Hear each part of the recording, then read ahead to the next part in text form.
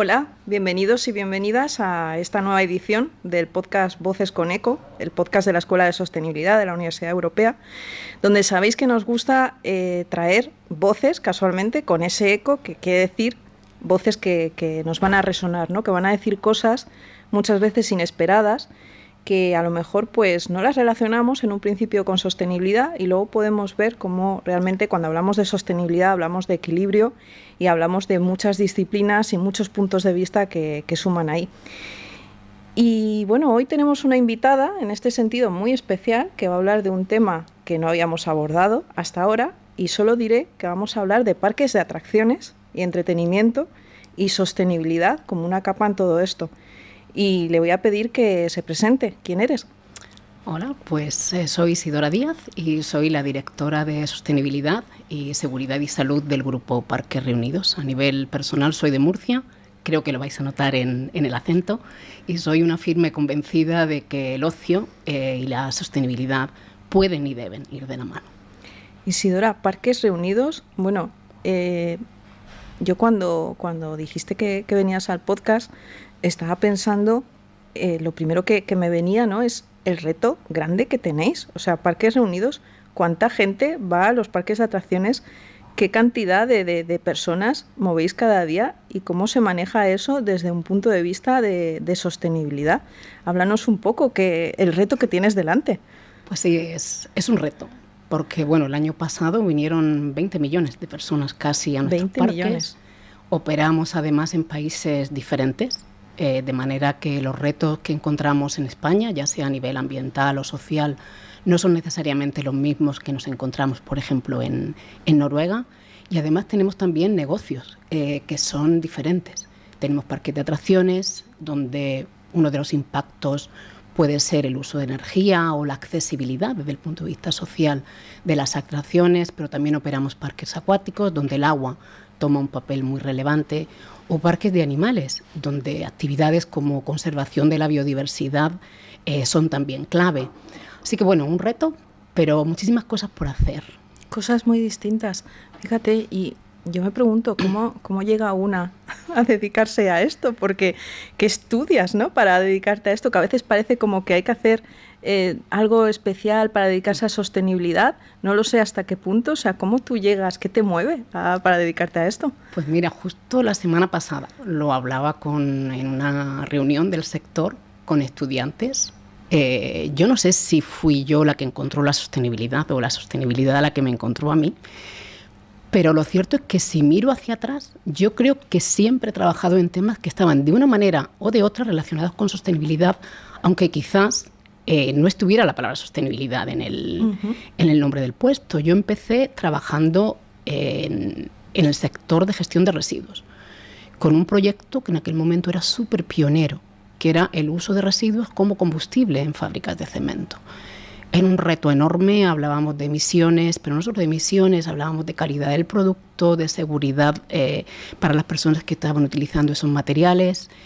De ahí me moví a trabajar en temas de seguridad y salud, que es también un tema clave en lo que es sostenibilidad social.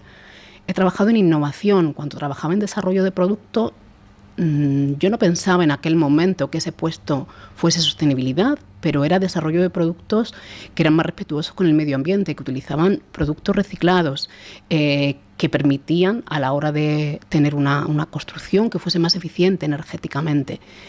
Y siempre fui trabajando en sector industrial, súper fanática de los parques, de atracciones, a nivel personal y también con mi familia.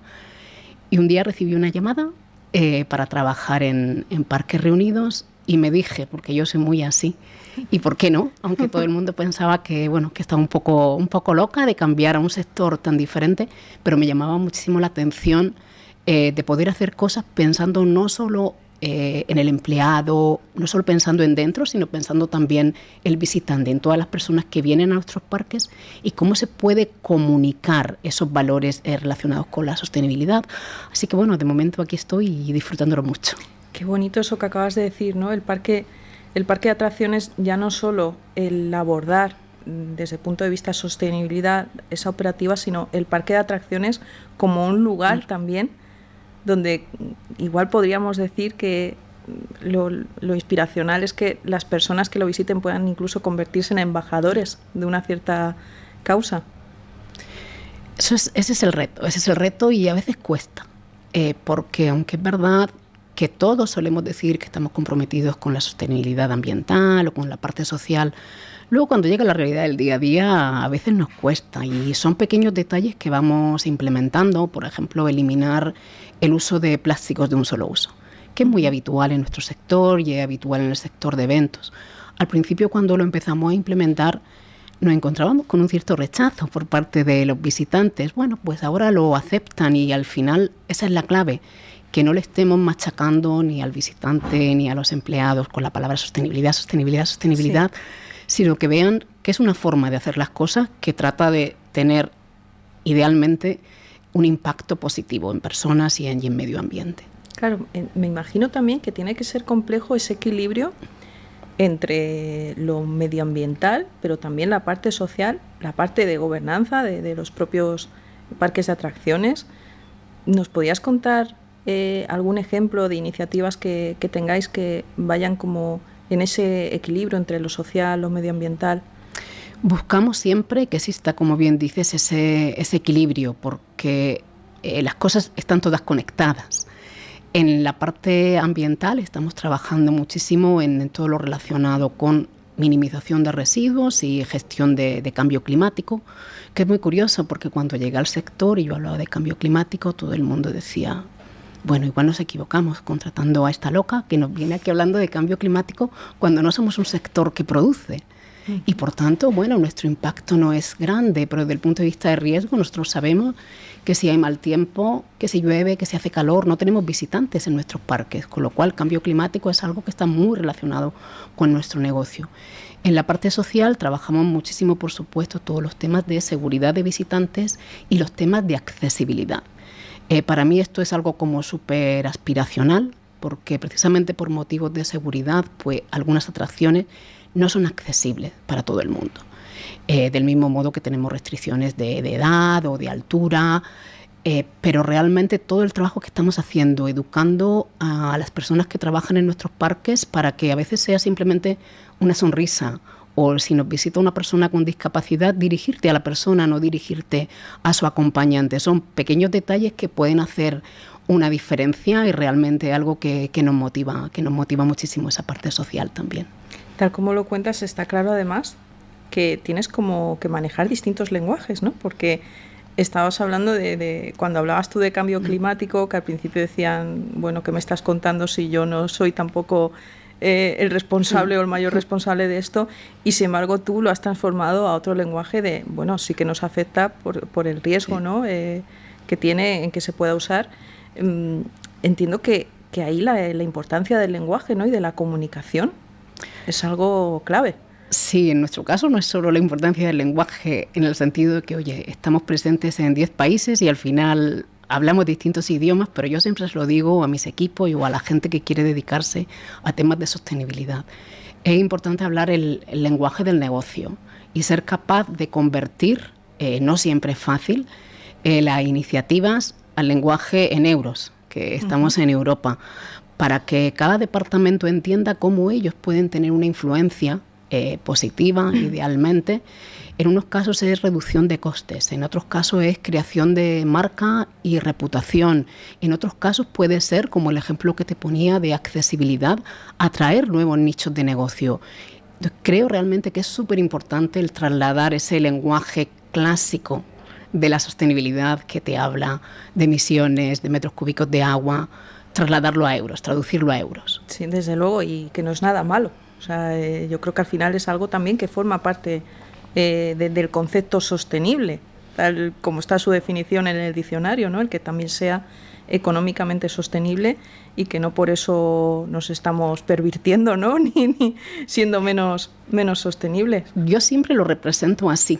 Me gusta representarlo como una intersección entre lo económico, lo social y la parte de beneficio, o sea, con esas 3 P, si lo ponemos en inglés, Sí. pero que también nos sirve en español de personas, planetas y toda la parte de profit, dentro de un marco que al final es el marco de la gobernanza, porque tiene que haber una estructura de gobierno, tiene que haber unos sistemas, pero yo soy una firme creyente de que esos 3 elementos, social, ambiental y económico, tienen que avanzar juntos. Y estamos hablando también de alguna manera de habilidades de las personas, porque hemos hablado de ese equilibrio que al final lleva a que tengas conocimientos de distintas cosas en equipos con personas con distintos conocimientos, pero también igual con ciertas habilidades, entiendo, transversales, que no tienen tanto que ver con el conocimiento, pero sí que muy necesarias. En la Escuela de Sostenibilidad nos gusta mucho hablar de empleabilidad también, y me gustaría preguntarte, en tu equipo, tú con tu experiencia, cuando trabajas, ¿qué habilidades consideras en todos estos retos que nos estás contando que son importantes? Bueno, yo siempre digo que creo que tengo dentro de la empresa el equipo más grande, aunque en el fondo es un equipo reducido. Pero trabajo con todos los departamentos y creo que esa tiene que ser la clave de las personas que nos dedicamos a sostenibilidad. Tiene que ser aceptar con humildad que no podemos saber de todo. Y que tampoco debemos crear un departamento, en mi creencia, súper grande a nivel corporativo, que sea el que dirige y controla todo, porque al final la sostenibilidad es lo que sucede a nivel local, no sucede en una oficina corporativa. En nuestro caso es lo que sucede en los parques, para otros que estén escuchando el podcast será lo que sucede en una fábrica local. Yo en ese sentido lo que busco es gente que entienda, como decíamos, el lenguaje del negocio. Por supuesto, dependiendo de qué área, se busca también alguna especialización. Puedes tener un experto en cambio climático que te sepa calcular huella de carbono, pero que al mismo tiempo tiene que ser capaz de irse a hablar con el departamento de compras y entender cuáles son los proveedores, ayudarle a ese departamento de compras a hacer un mapping. Pero al final, para mí, la clave es que todo el mundo trabaje de alguna manera en sostenibilidad, aunque no le pongan esa palabra, como te decía. Pues un departamento de compras tienen que entender que es clave, en la medida de lo posible, adquirir productos, servicios que tengan una menor huella ambiental, que tengan una menor huella social. Un departamento legal nos tiene que ayudar a todos a entender mejor la regulación que viene, que a todos nos da un pánico horrible. Sí. Pues ellos nos ayudan, al mismo tiempo que nos ayudan, están trabajando en sostenibilidad. Un departamento de ingeniería o de diseño de producto tiene que entender que si diseña un producto que va a generar menos residuo al final de su vida útil o que es más eficiente energéticamente, está trabajando en sostenibilidad.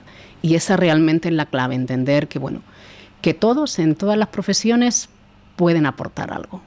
¿Crees que idealmente puede llegar el momento en el que la palabra sostenibilidad desaparezca? Me refiero que un departamento o una persona dedicada como tú a dirigir sostenibilidad llegue a un punto que idealmente eso se desaparezca y ya quede como interiorizado realmente en cada persona y no sea necesario? ¿O cómo crees que es el rol futuro? Sé que es tirar piedras casi encima de mi propio tejado y que algún profesional de la sostenibilidad que me escuche dirá, no quiero seguir oyendo el podcast, pero realmente creo que en un futuro ideal los departamentos de sostenibilidad o no deberían existir o ser realmente muy limitados para proporcionar únicamente esa guía, para estar pendiente de una nueva tendencia, para ayudar en el desarrollo de la estrategia, pero idealmente debería ser algo que está totalmente embebido en cada uno de los departamentos. Diversidad, equidad e inclusión en un departamento de recursos humanos, diseño de producto en el departamento de ingeniería, la propia comunicación que se hace pues en el departamento de marketing, en el departamento de comunicación. Quizás todavía nos falta mucho para llegar ahí, ¿no? Pero creo que ese es el objetivo. Para mí siempre ha sido el objetivo y siempre es el objetivo cada vez que empiezo a trabajar en sostenibilidad en alguna empresa. Y en ese objetivo, ¿qué papel crees que puede tener la universidad? ¿Cómo os puede ayudar la universidad? Bueno, creo que la universidad es clave, no solo proporcionando esos especialistas que decíamos que, bueno, que todavía son necesarios, pero para mí sobre todo promoviendo ese criterio de transversalidad, entendiendo que no importa si estás estudiando química, ingeniería, psicología, graduado social, que haya siempre esa parte que está relacionada con sostenibilidad, aunque no se le ponga el apellido, para que cada profesional, cuando llegue al mundo laboral, entienda cuál es su rol para hacer que el mundo sea más resiliente, más accesible, que tenga menor consumo energético, lo que toque a cada uno dentro de su profesión. Te voy a pedir que seas un poquito más crítica al ser un podcast de una escuela universitaria. Me gustaría ir un poquito más allá. ¿Qué nos pedirías, así ahora que no nos oye nadie, qué nos pedirías a la Universidad Europea y a la Escuela de Sostenibilidad que realmente hiciéramos? Porque a mí me gusta mucho de ti cuando te he invitado al podcast y te he escuchado, que me pareces una persona muy operativa, muy de llevar las cosas a la acción, de aterrizar, y eso está muy en el ADN de la escuela. Entonces yo aquí te quiero pinchar un poquito de qué te gustaría realmente, qué me pedirías para la Escuela de Sostenibilidad, qué podríamos hacer. Mira, pues si me dejas pensar, imaginar, pues me gustaría ver en cada uno de los grados o de los programas que tenéis, no necesariamente uno de sostenibilidad, en el que sea, que tengáis incorporada una sesión donde, sin hablarle al participante de sostenibilidad, le habléis de cuáles son las cosas que a nivel profesional ellos pueden implementar cuando lleguen a ese mundo laboral para contribuir a esa sociedad que consuma menos recursos, que sea más amigable con personas que tengan discapacidad, todos esos puntos. Y eso es algo que a veces no se suele ver en los programas. Entonces, bueno, ¿por qué no? A lo mejor el vínculo con la empresa más fuerte, el trabajar en... Para mí el vínculo con la empresa y el vínculo entre la profesión y las tareas que se deben hacer para alcanzar la sostenibilidad. Porque a veces se comete el error de pensar, yo como no estudié un grado de medio ambiente o algo de sostenibilidad, no puedo trabajar en sostenibilidad. Uh-huh.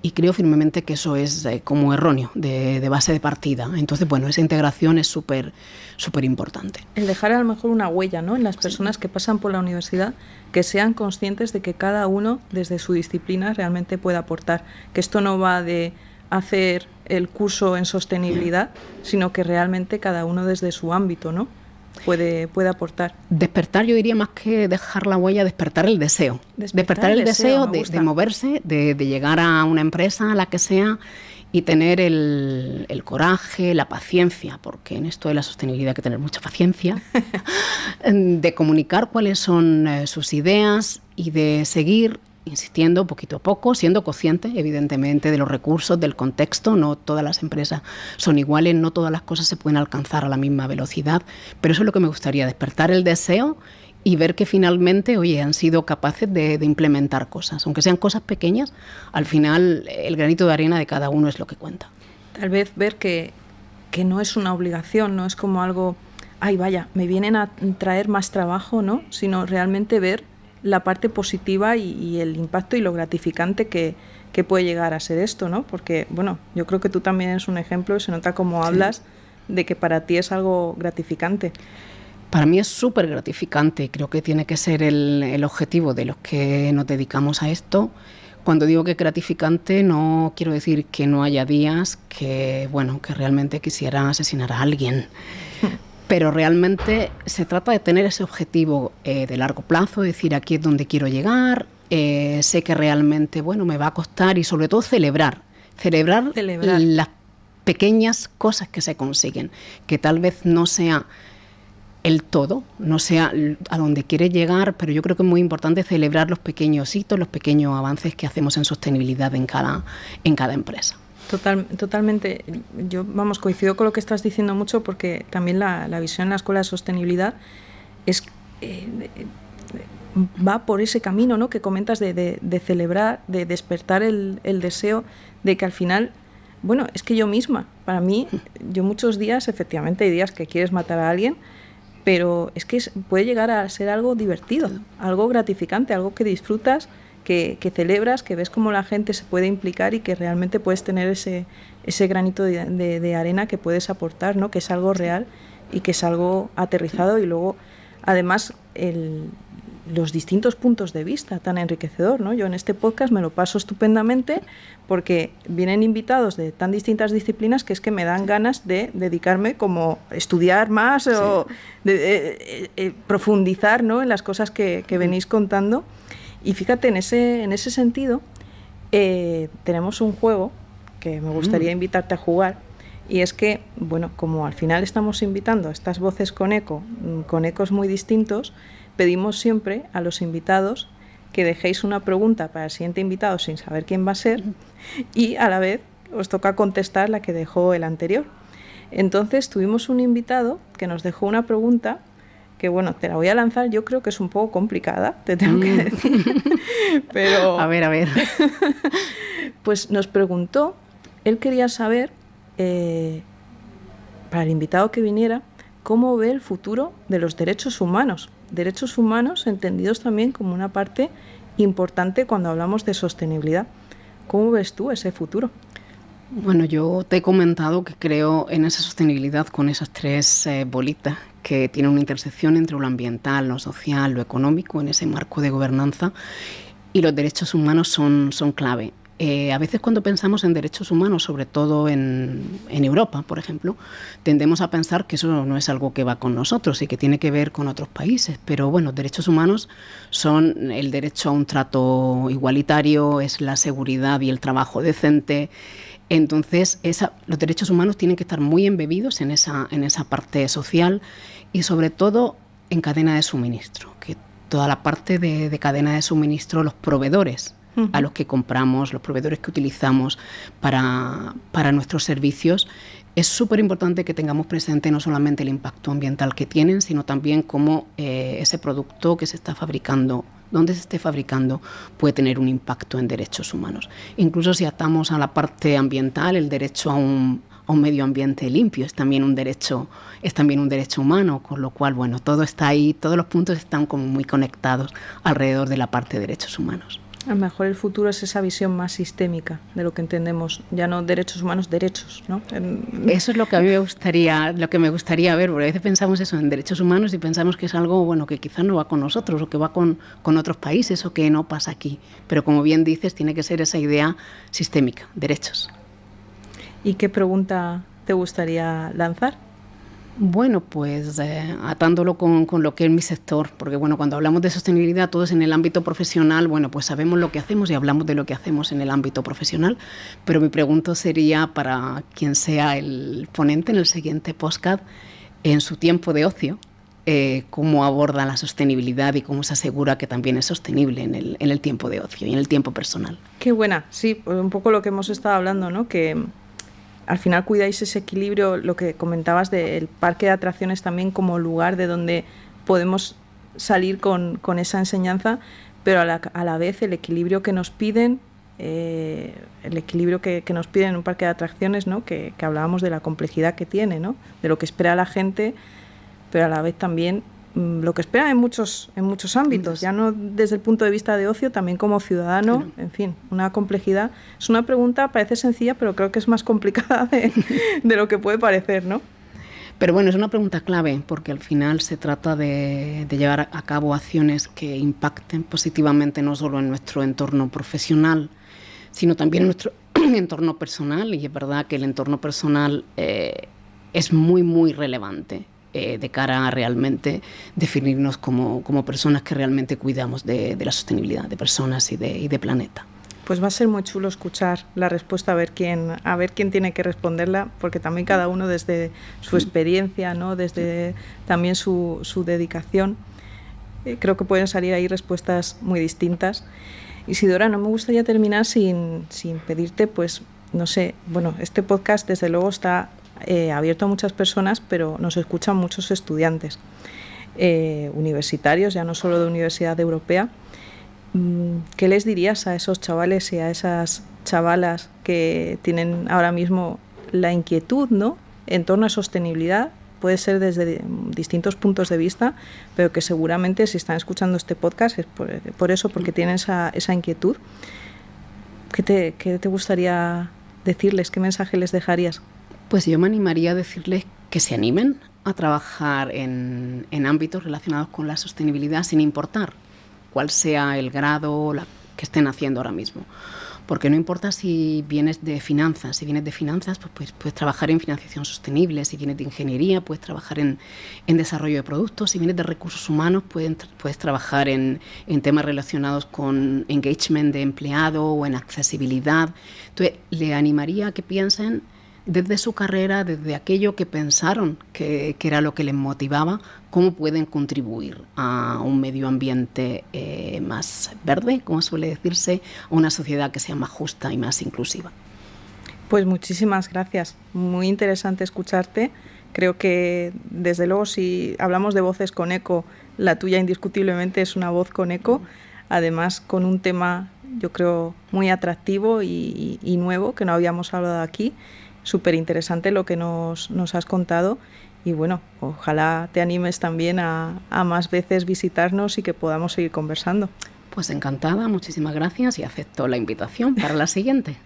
Muchísimas gracias, Isidora, un placer. A vosotros.